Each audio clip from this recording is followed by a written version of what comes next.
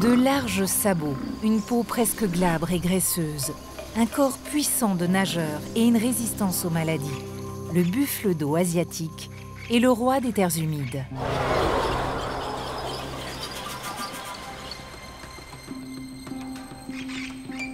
Depuis sa domestication il y a environ 5000 ans en Asie du Sud-Est et dans le sous-continent indien, le buffle nous a accompagnés à travers le monde et a changé nos vies sur tous les continents.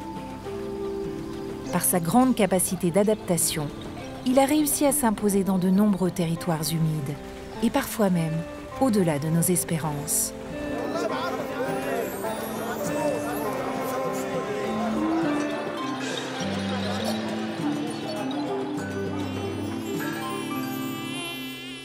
Il y a 18 millions d'années, vivait dans les forêts d'Eurasie un petit mammifère discret et solitaire.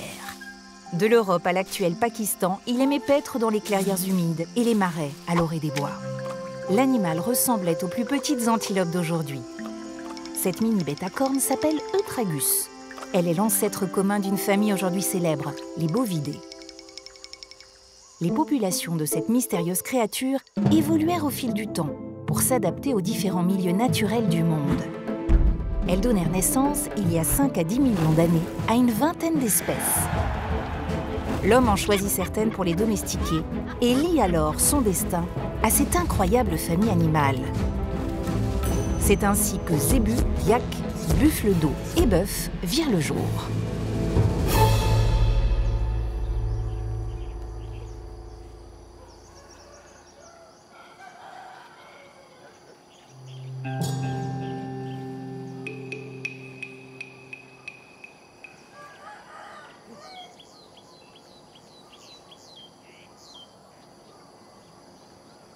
En Thaïlande intérieure, aux confins de la province de Chonburi, ces marécages auraient été quasiment inexploitables sans l'aide du buffle d'eau. Animal puissant, capable de travailler les pieds dans l'eau, dans la vase ou la boue. Le bovidé, qui a été en partie domestiqué ici, est toujours au cœur du quotidien de certaines familles thaïs et demeure ce partenaire estimé et respecté. L'homme et le buffle ont appris à travailler ensemble, comme ici dans les champs de canne à sucre. Alors que la mécanisation de l'agriculture devient aujourd'hui la norme, Anan est de ceux qui défendent l'utilisation du buffle.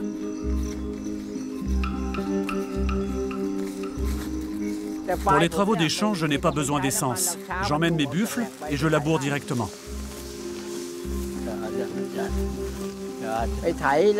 Et puis la bouse de buffle, rassemblée en un tas de fumier, sert d'engrais.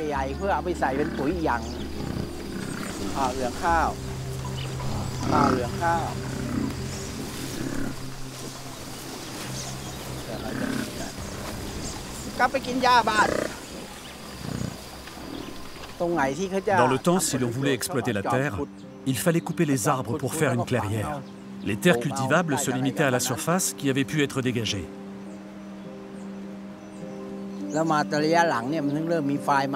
Les buffles ont aidé à cette tâche, et les hommes les ont gardés auprès d'eux jusqu'à aujourd'hui.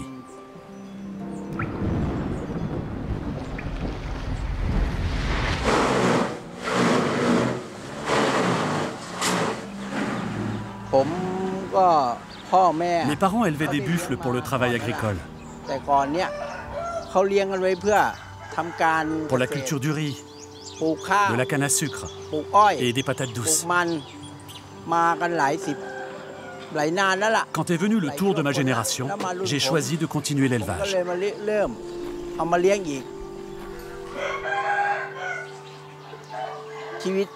Aujourd'hui encore, c'est ma passion. J'ai transmis cette passion à mes enfants et mes petits-enfants. J'ai choisi de continuer l'élevage des buffles pour les faire se reproduire, avoir des petits. La plupart des familles ont arrêté l'élevage. Il n'y a que des gens comme moi qui sont liés au buffle depuis l'enfance, qui ne se résignent pas à abandonner.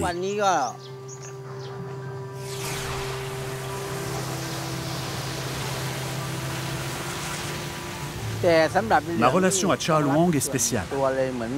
Cet animal fait vraiment partie de ma famille. Il est avec nous depuis si longtemps. On se comprend suffisamment. Il m'écoute. Parce que nous avons ces liens anciens, il m'obéit fidèlement.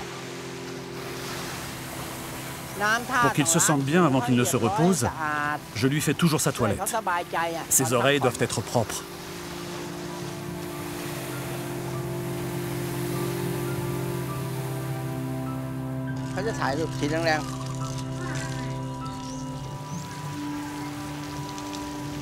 Je pense que la ferme est importante pour les enfants et je leur enseigne comment continuer mon activité. S'il y a quelque chose qu'ils n'ont jamais fait, je leur montre comment bien le faire. Ainsi, ils apprennent. Anand le sait. La transmission à ses enfants est indispensable pour que les liens entre l'homme et l'animal, tissés au fil du temps, ne se rompent pas. C'est mon héritage. Je leur dis de continuer à en prendre soin. Parce que c'est un lien. Et si on ne l'entretient pas, il disparaîtra. Il nous faut en prendre soin tant qu'on le peut. L'amour inconditionnel que porte Anand au buffle fait de nos jours figure d'exception. Si l'animal a été un partenaire essentiel pour les habitants de ces régions, il connaît depuis un demi-siècle un sérieux déclin. Le cheptel thaïlandais serait passé de 6 millions de têtes en 1980 à seulement 1 million aujourd'hui. Entre exode rural et concurrence des petits tracteurs bon marché, le buffle domestique courbe l'échine. Pendant des années, les villages se sont dépeuplés, car la majorité des jeunes est partie vivre en ville. Parmi ceux qui sont restés et pratiquent encore l'agriculture, beaucoup pensent qu'il faut acheter un tracteur. Pourtant, avec le buffle, la solution est à portée de main et d'apprentissage.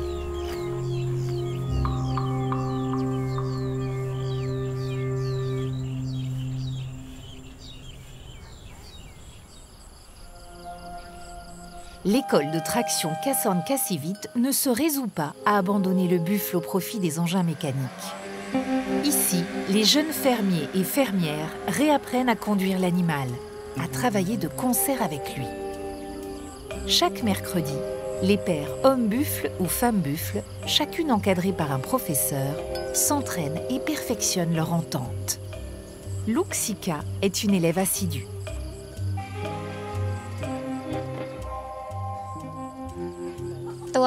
La bufflonne que j'emmène au centre de formation aujourd'hui s'appelle Nuan. Je l'ai eue il y a 8 mois. Elle a un caractère sauvage. Elle n'aime pas encore trop la présence d'êtres humains. Aujourd'hui, c'est la 3e fois qu'on lui met l'attelage. Elle commence à devenir plus obéissante. Elle est plus facile à diriger et elle écoute bien son formateur.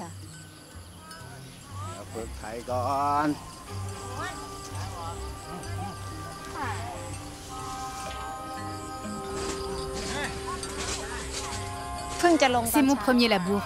Ce n'est pas si dur. C'est un vrai apprentissage, un enseignement. C'est amusant et stimulant. Je m'en occupe comme d'une amie. Je l'élève. Alors oui, je l'aime bien. Je lui parle avec des mots. Je la caresse avec la main, son visage, son cou. Et je lui dis, sois attentive, ne sois pas obstinée, écoute. Cette formation, les élèves la doivent à l'initiative lancée en 1979 par le souverain thaïlandais Rama IX. Pour éviter la disparition du buffle domestique, il crée la Buffalo Bank et son programme « Un foyer, un buffle ». Grâce à cette structure, les agriculteurs peuvent obtenir le prêt d'un buffle pendant 5 ans avec interdiction de le vendre. L'objectif est de favoriser ainsi l'apprentissage du travail agricole et de permettre à l'agriculteur de développer son propre cheptel. Au bout de ces 5 ans, l'agriculteur doit remettre un bufflon à l'organisation et devient propriétaire du buffle. On est ensemble avec le buffle depuis l'enfance. Mes parents élevaient un buffle, ma sœur aînée avait un buffle. Quand mon tour est venu, du fait que j'aime les animaux, et à l'arrivée de la Buffalo Bank, le comité pour l'élevage m'a contacté. Au centre, ils ont vu que j'aimais les animaux et que je savais même les vacciner. Alors j'ai eu une bourse d'études. Je suis heureuse. J'aime les animaux depuis toujours et là, je peux travailler avec eux au quotidien. Un buffle efficace et bien conduit est capable de travailler 2400 mètres carrés de rizière par jour. Les bienfaits de l'école, conseils d'éleveurs cultivateurs aguerris et entraînement quotidien se font déjà ressentir.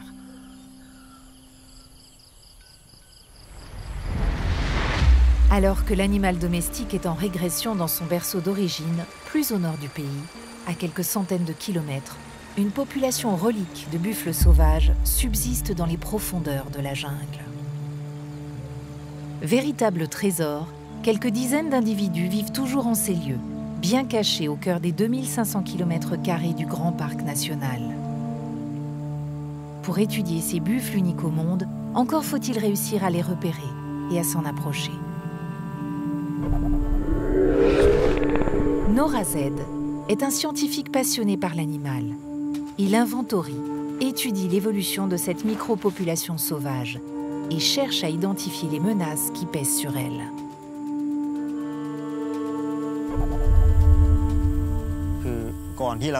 C'est un milieu difficile d'accès. Le chemin est quasiment impraticable. Marcher jusqu'à eux est un défi pour moi.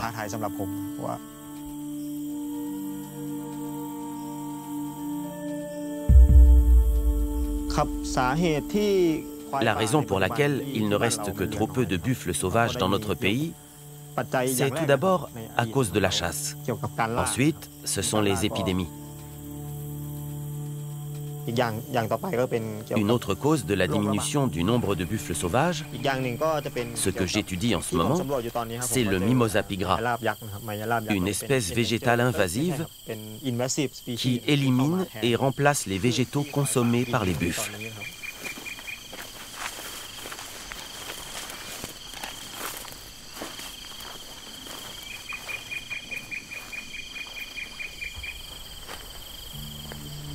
Pour localiser les buffles, le scientifique prospecte la rivière et ses berges, leur milieu de prédilection pendant les chaudes heures de la journée.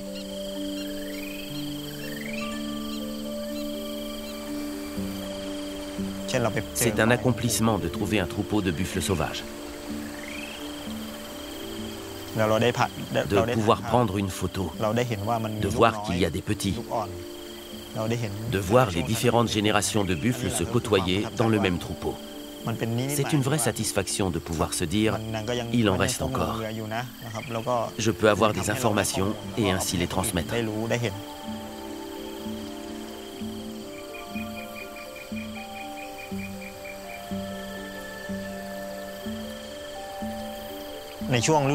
On peut voir qu'à la saison sèche, leur territoire va se concentrer aux abords de la rivière.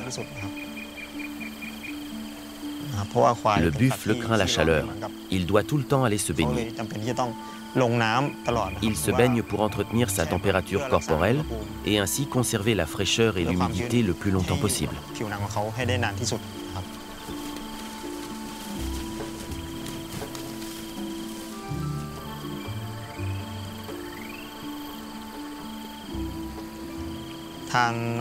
Morphologiquement, le buffle sauvage est plus grand que le buffle domestique. L'arche des cornes est plus large. Concernant le comportement, le buffle sauvage est resté sauvage. Il se caractérise par son habitat forestier. Il est plus craintif et prudent. Ce sont ces colosses que les hommes entreprirent d'apprivoiser. Les derniers buffles sauvages subsistant en Asie du Sud-Est comptent parmi les plus gros bovidés sauvages du monde. Ils peuvent peser jusqu'à 1200 kilos. Avec la domestication, les hommes ont réduit la taille de l'animal au fil des générations pour obtenir un buffle d'environ 500 kilos, moins dangereux, plus maniable et facile à nourrir. Les buffles sauvages ne sont plus que 2500 dans le monde, alors que le buffle domestique compte à présent plus de 200 millions d'individus sur la planète.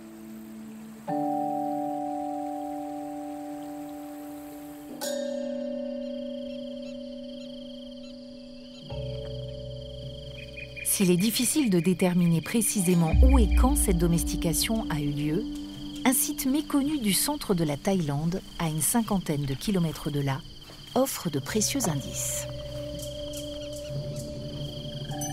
Après 2 heures de marche en forêt, à 600 mètres d'altitude, la grotte de Khao Plara dévoile enfin ses secrets. Norazed s'y rend pour la première fois. Il découvre une quarantaine de peintures rupestres réalisées à partir de pigments naturels rouge sang. Elles dateraient d'il y a 3000 à 5000 ans. Des silhouettes de buffles y sont représentées auprès de celles d'humains. Les fresques semblent révéler comment l'homme s'est risqué à capturer, puis apprivoiser, une espèce sauvage aussi puissante et dangereuse que le buffle.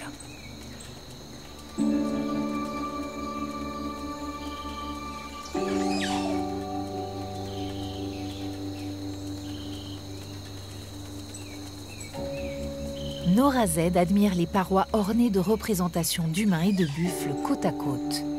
Ils sont parfois unis par des liens matériels, tels que des cordes, qui symbolisent sans doute des captures, préalable indispensable à la domestication. D'autres décrivent peut-être des travaux agricoles. Immortalisée sur ces parois, cette relation nouvelle qui se dessine entre l'homme et le buffle sauvage pour devenir dociles compagnons va rapidement se diffuser dans de nouveaux territoires, permettre de nouvelles conquêtes et bouleverser les pratiques agricoles des hommes. Ce sont en fait 2 sous-espèces de buffles d'eau sauvage qui sont domestiquées en Asie vers 5000 avant Jésus-Christ. Elles donneront le buffle de rivière à l'ouest et le buffle de marais à l'est. Le buffle de marais se répand de la Chine subtropicale à l'Inde orientale en passant par les îles de l'océan Indien, permettant de développer l'agriculture en zone humide et notamment la culture du riz. Quant à son cousin, le buffle de rivière, les peuplades du Proche-Orient l'emmenèrent à l'aube du 1er millénaire jusqu'en Mésopotamie.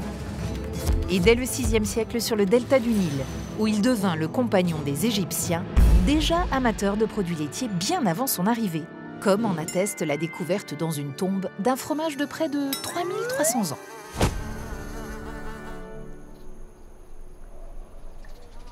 En Égypte, l'élevage bovin est une tradition qui remonte à la préhistoire.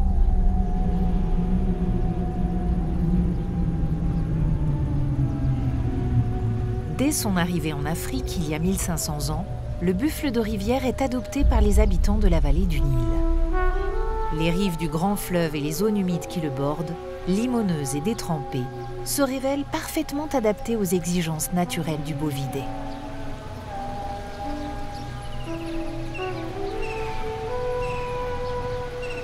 Dans certaines oasis du sud, le buffle travaille toujours ses terrains inondés.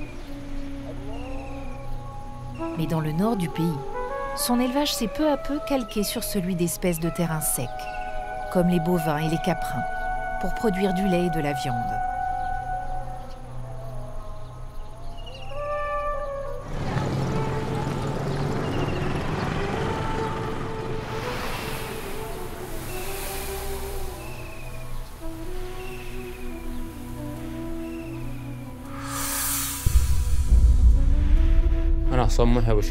Je suis Issam Mohi Abou Shanab, marchand de bétail de Chama, dans la province de Minoufia.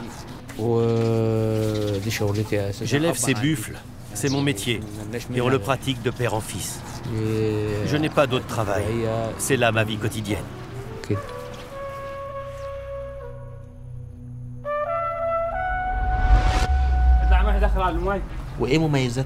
La race que je possède est d'origine italienne. Ses ancêtres sont italiens, mais nous les avons croisés à la race égyptienne. Ce croisement offre une meilleure qualité de lait. Pour nous, c'est le meilleur lait que nous puissions produire. La bufflonne est une bonne mère. Et pour la viande, là aussi, c'est la meilleure qualité de viande.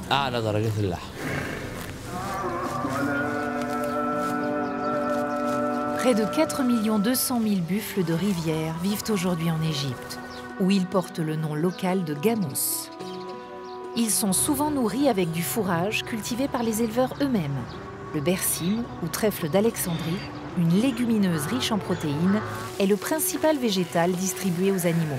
Il est excellent pour la production de lait de bufflonne. Je privilégie le buffle parce qu'il est très productif et que son lait est plus cher que le lait de vache. Contrairement au buffle d'Asie du Sud-Est, le buffle de rivière de Méditerranée a le corps recouvert d'un poil rêche, résultat d'une possible adaptation à un milieu plus froid et plus sec. Bien que le buffle soit aujourd'hui un animal de rendement, l'estime de son propriétaire à son égard reste palpable. Nettoyé et bouchonné chaque matin pour lustrer son poil et activer sa circulation sanguine, l'animal fait l'objet d'un soin bienveillant. C'est comme lorsque vous vous réveillez le matin. Vous lavez votre visage et vous faites votre lit. Eh bien, cet animal, je dois à Dieu de prendre soin de lui et de le nettoyer. Comme il te donne, tu dois lui rendre.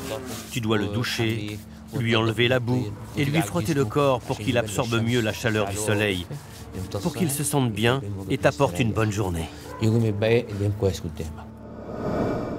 Le lait est l'or blanc du delta du Nil. Il a les faveurs de la table égyptienne depuis plus de 3000 ans, bien avant l'arrivée du buffle. Mais en fin connaisseurs, les Égyptiens ont très vite décelé les qualités exceptionnelles et les bienfaits du lait de bufflone, plus riche en lipides, en minéraux et en oligo-éléments que celui de vache, de chèvre ou même de brebis. Pour le lait, nous croyons que tout est un don. Nous avons un vieux proverbe qui dit « Plus tu donnes, plus en échange tu reçois du lait ».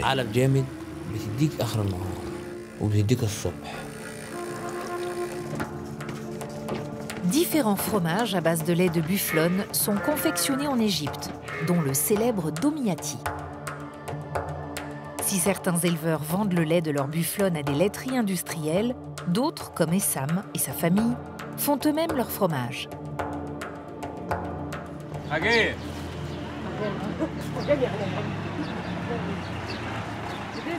Après avoir laissé reposer le précieux fruit de la traite une nuit entière, l'élaboration du domiyati est réalisée dès le lendemain.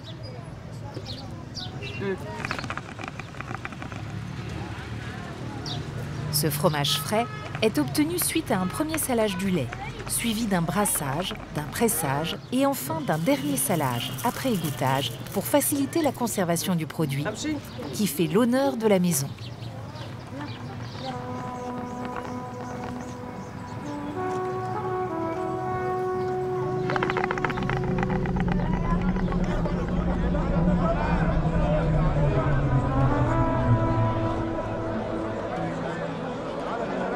Tous les samedis matins, dans la ville de Minouf, se tient le marché aux bestiaux, digne représentant des grands marchés d'Orient, vibrant d'une ambiance millénaire unique en son genre. Essam s'y rend chaque semaine. Pour rien au monde, il ne manquerait ce rendez-vous des passionnés du buffle, où les éleveurs de tout le delta du Nil se retrouvent autour de leurs animaux.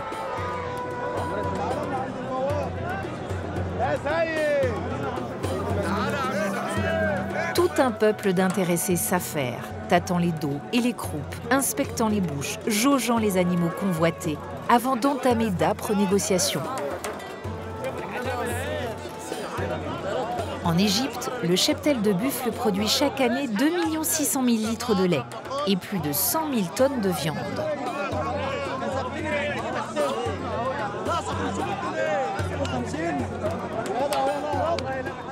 Parfois, comme aujourd'hui, Essam vient vendre un animal. L'affaire est conclue par plusieurs tapes dans la main et un peu de lait projeté sur l'animal en signe de bénédiction.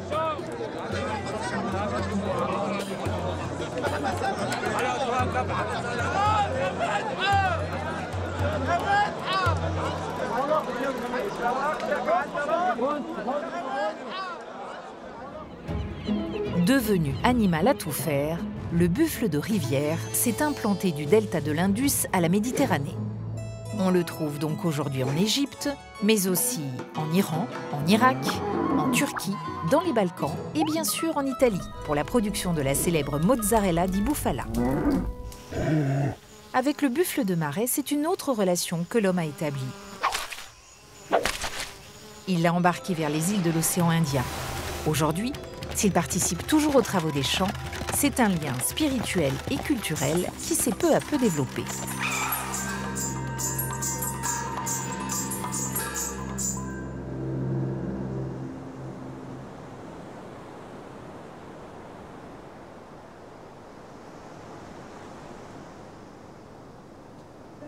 Dès son arrivée à Bali, le buffle a été adopté par les Baliaga, les premiers habitants de l'île, qui lui vouent encore un culte profond.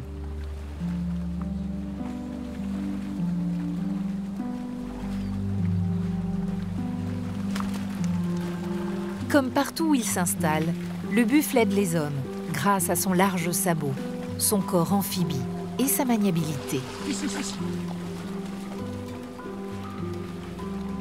Ici, c'est dans les rizières qu'il excelle, où il permet la culture de la précieuse et nourricière céréale. Mais ici aussi, il est peu à peu remplacé par la motorisation.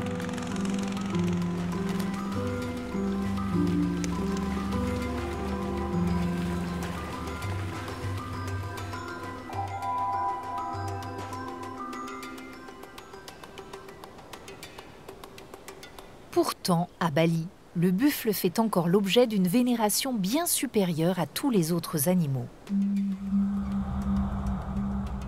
La population s'est en partie approprié le culte ancien du bovidé et le célèbre toujours dans certains temples et cérémonies religieuses. Même lorsqu'il passe de vie à trépas, l'animal ne cesse d'intéresser les Indonésiens. Certaines parties du corps du buffle sont transformées en véritables œuvres d'art. Crânes et ossements sont ainsi sculptés pour rendre à l'animal un hommage spirituel et artistique. Imad perpétue cette tradition présente dans sa famille depuis 3 générations. Ce que je ressens lorsque je sculpte un crâne de buffle, c'est à la fois de la joie et de la tristesse. Parce que ce buffle a travaillé avec les agriculteurs. Il a labouré les rizières. Il a été dans des étables pour les besoins des fermiers. Une fois mort, j'essaie de le sculpter pour en faire une œuvre d'art.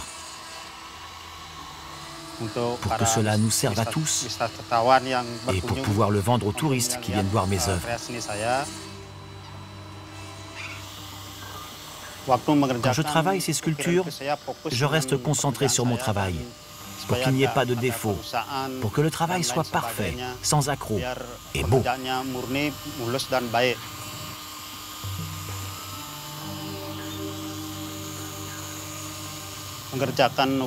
Je suis inspiré par mes pensées. J'essaie de créer les plus beaux motifs balinais qu'on appelle utiles sur les crânes de buffle. Je prends aussi comme modèle les oiseaux, les insectes ou encore les nagas, qui sont des sortes de serpents-dragons légendaires.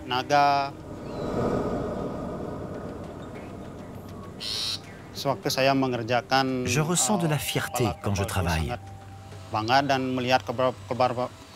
Et quand je vois que la tête du buffle est grande, imposante, pendant que je sculpte, je demande constamment à mes ancêtres que mon travail soit beau et plaise aux acheteurs.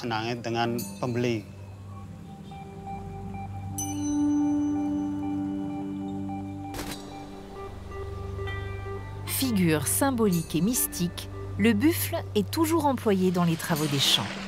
Comme dans bien des endroits au monde, l'attraction animale dans l'agriculture donne aux hommes des idées de compétition. Sous ses airs lents et débonnaires, l'animal se révèle être un formidable sprinter.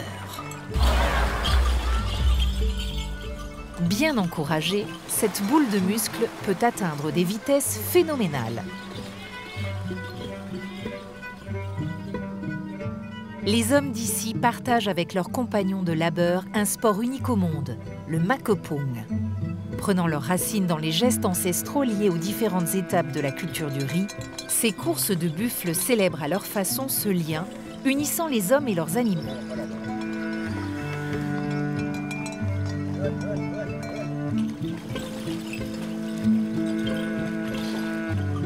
Une jeune femme, Resti, commence à être acceptée dans ces compétitions.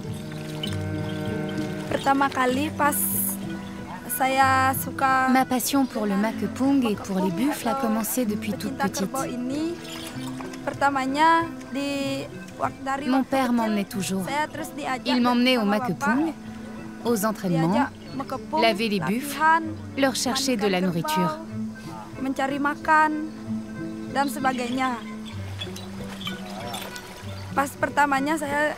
Au début, mon père ne m'a pas autorisée à courir. Je suis devenue jockey en cachette.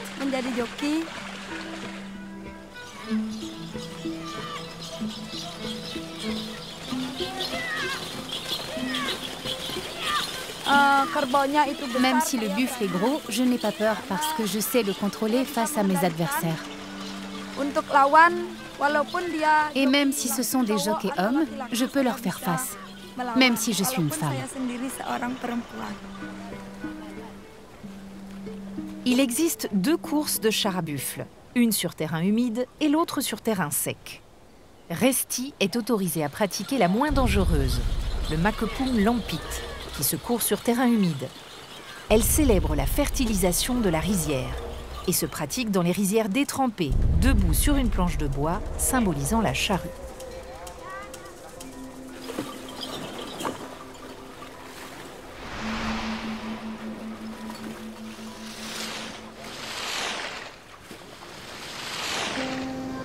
La course qui attire le plus de monde et fait vibrer les foules, c'est le makepung sikar, celle qui se déroule sur terrain sec.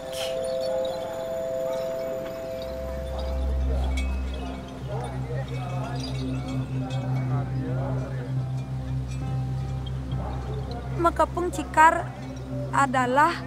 makepung sikar prend ses racines dans la récolte du riz. À l'époque, au retour de la récolte, ils ramenaient le riz dans leur chariot tiré par les buffles. Ils se poursuivaient pour pouvoir vite rentrer à la maison pour que les buffles puissent manger.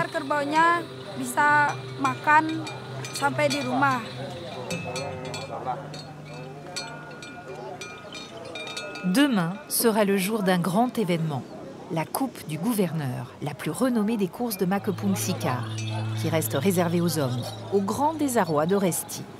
C'est son oncle, jockey lui aussi, qui représentera la famille.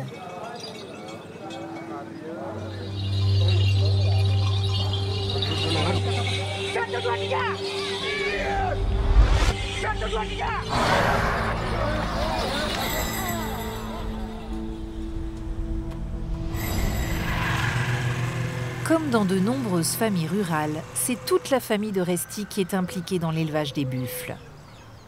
Ces animaux de travail, devenus bêtes de course, sont pour ceux qui en possèdent une véritable fierté. Un bien précieux qui vaut tous les sacrifices et surtout toutes les attentions. À quelques heures de la course, Resti va s'occuper personnellement de l'attelage de son oncle. Mais elle n'oublie pas les autres animaux, dont les 2 bantingues de la maison. Ces petits bovidés typiques de Bali, à la robe feu et aux airs de biche, sont également utilisés pour travailler les rizières. Plus fluets que leurs imposants cousins, ces animaux sont plus à l'aise sur les parcelles en terrasse, plus étroites et escarpées.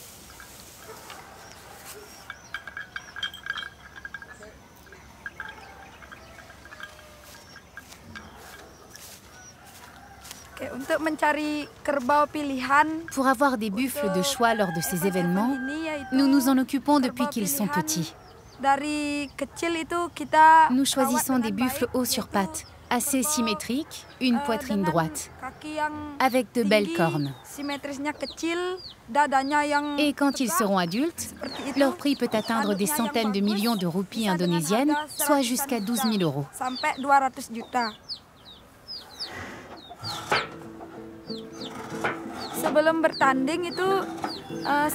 Avant la course, je leur donne des préparations traditionnelles.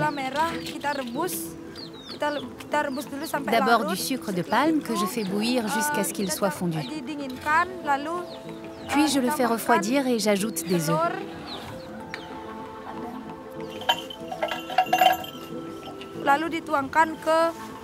Ensuite, je verse ce mélange dans une bouteille. Je le donne à boire au buffle pour qu'il ait un souffle plus long, une course plus rapide et qu'il soit plus fort.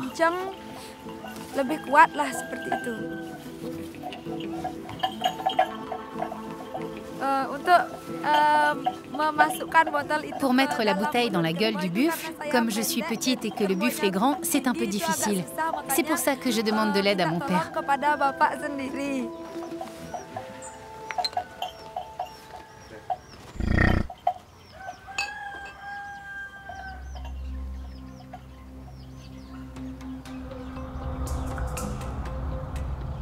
À Bali, les maisons de famille hindouistes possèdent toutes un petit temple extérieur dédié à la prière.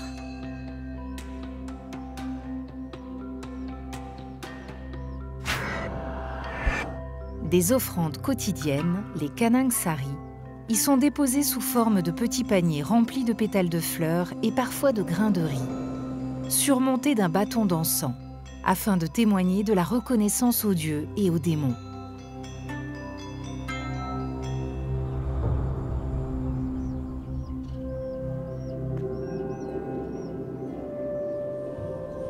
Les courses de buffles ont une grande importance pour Resti et les siens. Elles sont un temps fort de la vie rurale et familiale, qui resserre les liens et représente le clan aux yeux de la société. Elles sont aussi l'occasion de recueillement pour invoquer l'aide des divinités.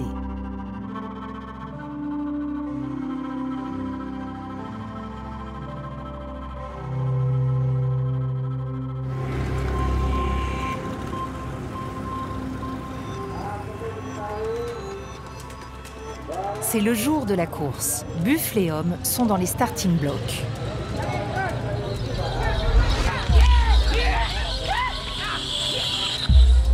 Autrefois, les fermiers de retour des champs, chargés de leurs précieuses récoltes, tentaient d'arriver les premiers au village, en tâchant de dépasser les charrettes de leurs concurrents. Ces conducteurs d'attelage inventèrent sans le savoir ces courses de buffles, qui rencontrent aujourd'hui un succès populaire grandissant.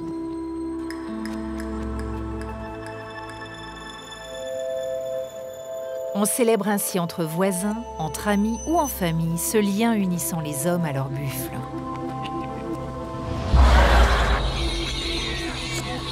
Si dans le sud de l'Inde ou en Thaïlande, les courses sont celles de jockeys juchés sur la croupe d'un unique animal, le makepung balinais est la seule discipline d'Asie à mettre en scène des chars à buffles. Les pilotes en transe durant la course haranguent leurs animaux. Certains vont jusqu'à les cravacher à l'aide de bâtons cloutés, attitude violente heureusement de plus en plus décriée par le public. Ce jour-là, l'oncle de Resti n'a pas remporté sa course. Il est accueilli avec soulagement par sa nièce, un peu inquiète pour lui et leurs animaux.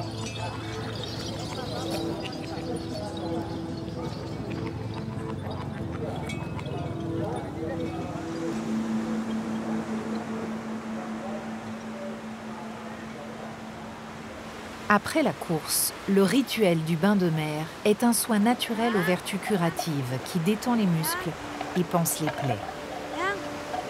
C'est aussi un moment de partage unique entre Resti et ses deux champions, la belle et ses bêtes, qui semblent aussi apprécier la douceur.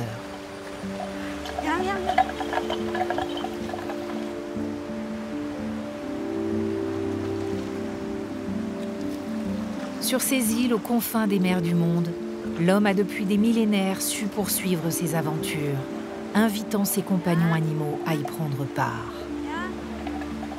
Durant ces conquêtes de territoire, hommes, femmes et buffles ont pris soin l'un de l'autre et établi une relation où chacun semble avoir trouvé sa place.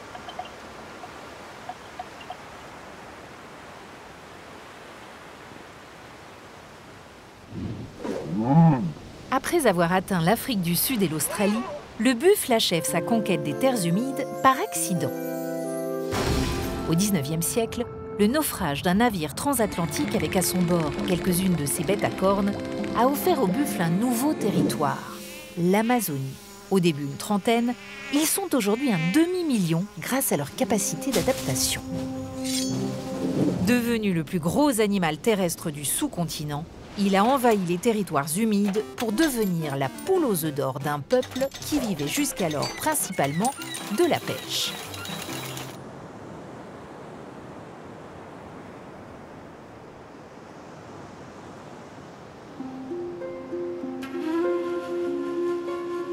C'est sur ces plages de l'île alluviale de Marajo, bordée par l'océan Atlantique au nord du Brésil, que les buffles miraculés du naufrage ont fait leurs premiers pas. Le navire qui les transportait de l'Indochine à la Guyane française ayant coulé au large, les buffles survivants ont nagé jusqu'à la côte. Livrés à eux-mêmes dans les mangroves et marécages de Tucumã, ils ont réussi à survivre et se sont rapidement reproduits.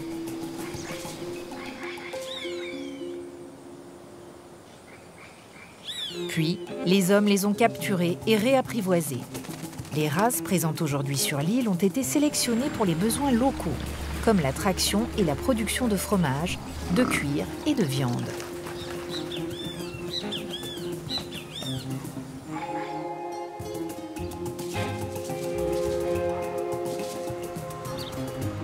Dans la ville de Souré, comme sur l'ensemble de l'île, le buffle fait désormais partie du paysage. Il est élevé dans chaque maison et il n'est pas rare que l'animal se repose dans la rue. Il aide aux tâches domestiques et accompagne le travail de chacun. Pour les enfants et les adolescents, c'est presque un animal de compagnie qu'ils chevauchent pour leur plus grande joie. Même la police est ici montée à dos de buffle.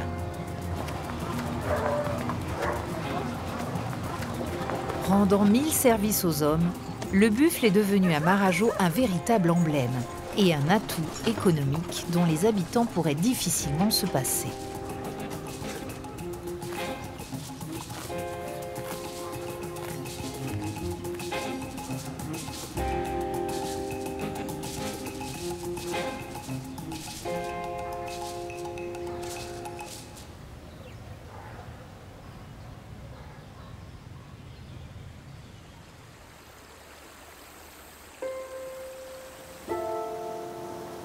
Aujourd'hui encore, des éleveurs de buffles cherchent à imaginer de nouveaux usages pour l'animal.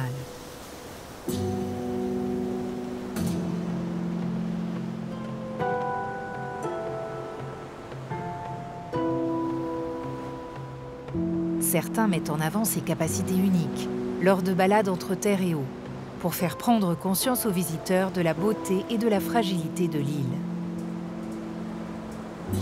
Geronimo est l'un d'eux. Le vieil homme et les buffles.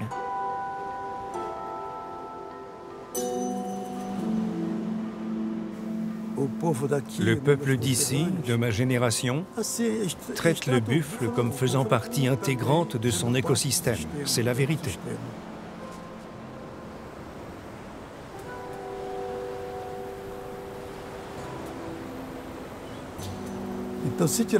Si on enlève le buffle, c'est comme si vous preniez un triangle, un polygone de 3 côtés.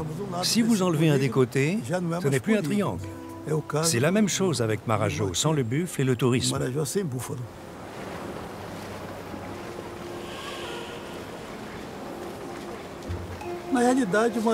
En vérité, l'île de Marajo montre aux touristes le petit bout de son nez, le nez d'une tête énorme. Le touriste ne connaît rien de Marajo.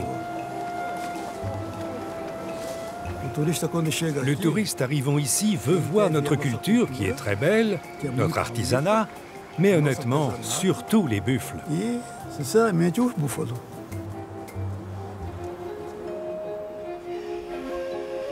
Les buffles s'avèrent être un excellent moyen de découvrir la région. C'est la magie de ces randonnées à dos de buffle qui mise sur son aisance en terrain humide.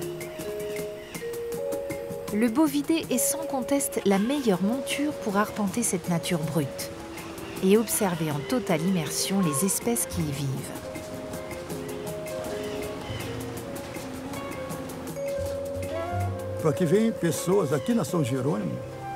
Il y a des gens du monde entier qui arrivent ici, qui ont déjà monté des chameaux, des zèbres, des hippopotames. Et quand ils viennent, il est normal que l'on puisse leur offrir la possibilité de monter sur les buffles.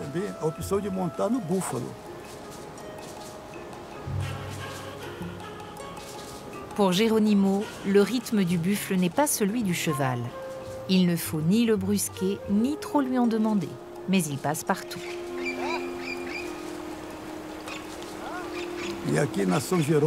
Ici, à São Jerônimo, nous pouvons même vous emmener avec le buffle nager dans la baie de Marajo.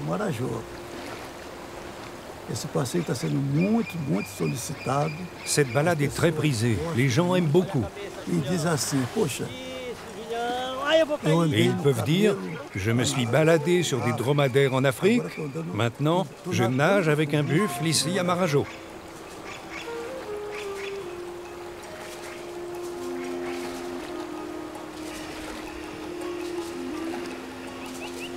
Les buffles d'eau sont devenus pour les habitants de Marajo de véritables complices, des compagnons de chaque instant de cette vie au grand air. Mais c'est aussi pour leur viande, leur lait ou leur cuir qu'ils sont parfois élevés.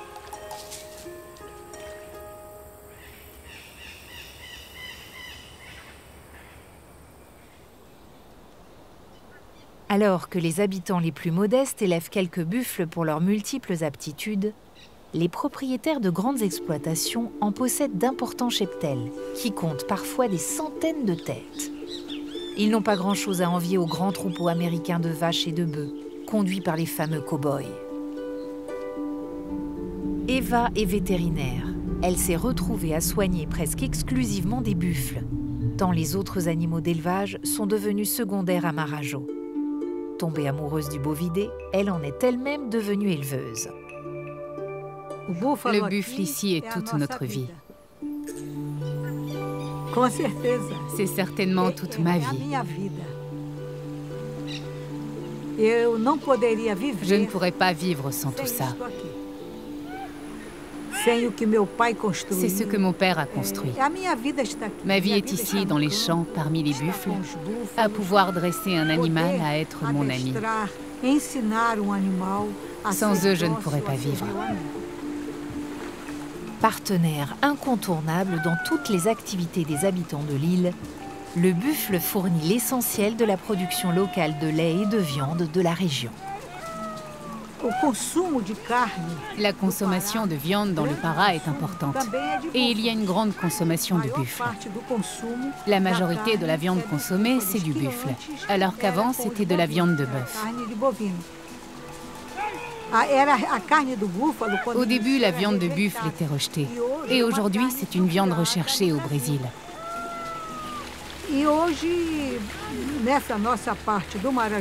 Dans notre partie de l'île de Marajo, il n'existe quasiment plus de vaches. Nous ne travaillons qu'avec le buffle.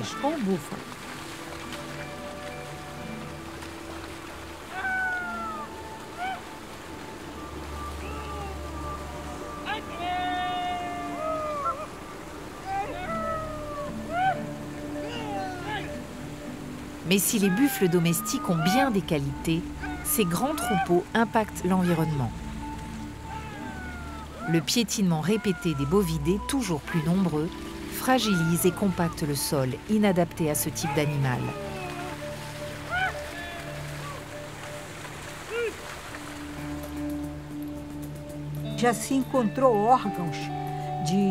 Il y a déjà eu des organisations qui ont voulu en finir avec le buffle ici à Marajo, disant qu'écologiquement il allait faire des dégâts, car c'est un animal lourd.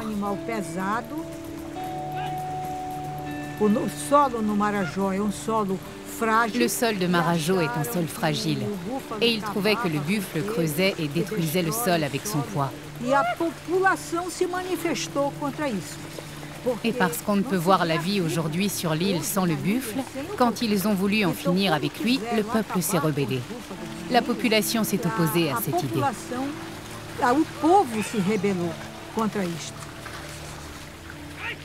Il arrive aussi que des buffles s'échappent de leurs troupeaux et regagnent la forêt et la mangrove. Ce retour à l'état sauvage en l'absence de prédateurs n'est pas sans conséquences. Comme dans le nord de l'Australie ou à Cuba, les buffles réensauvagés deviennent invasifs et dégradent le milieu naturel en foulant les berges des cours d'eau et en broutant la végétation. Leur masse et leur appétit gargantuesque privent ainsi de nombreuses espèces sauvages de ressources vitales. Pour faire face à ce dangereux déséquilibre, contrôler le nombre des buffles s'avère aujourd'hui nécessaire sur l'île de Marajo.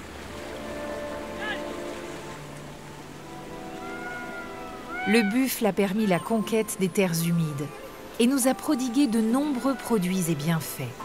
Il a accompagné notre espèce jusque dans ses pratiques culturelles et même spirituelles. Mais le duo homme-buffle doit à présent faire face à un nouveau défi.